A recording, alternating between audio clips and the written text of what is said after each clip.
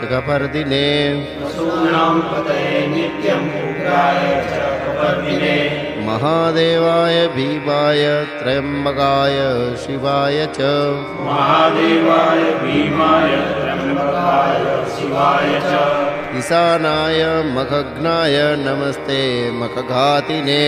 ईशानाय मखघ्नाय नमस्ते मखघातिने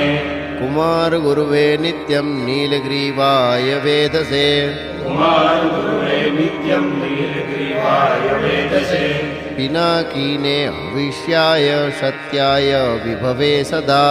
पिनाकीने हविष्याय सत्याय विभवे सदा विलोहिताय धूम्राय व्याधीने न पराजिते विलोहिताय धूम्राय व्याधिने नापराजिते